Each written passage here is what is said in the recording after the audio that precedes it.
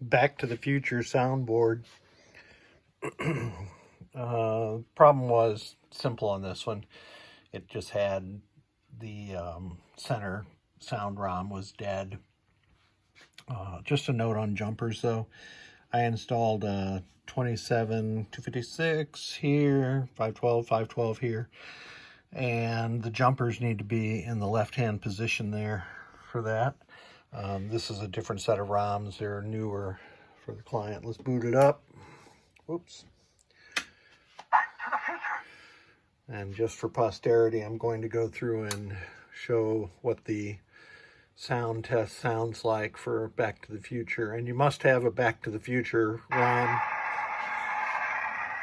in the CPU also, otherwise you're not going to be able to access all of the correct functions. So you press the credit button to make the sound.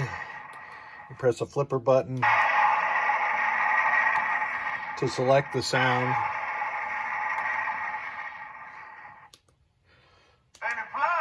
Hey, McFly! Hey, Scott! I love this.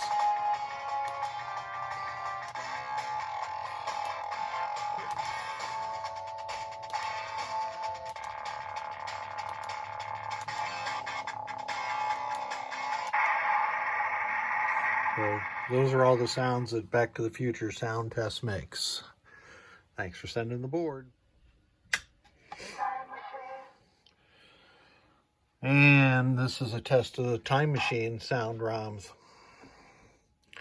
which I just repaired this board. Same board. I get Time Machine and Back to the Future mixed up, so let's do them both.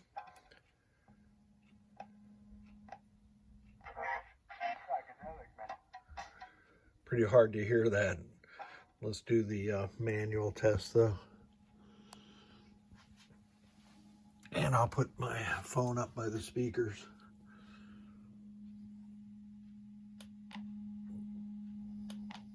That's the right sign.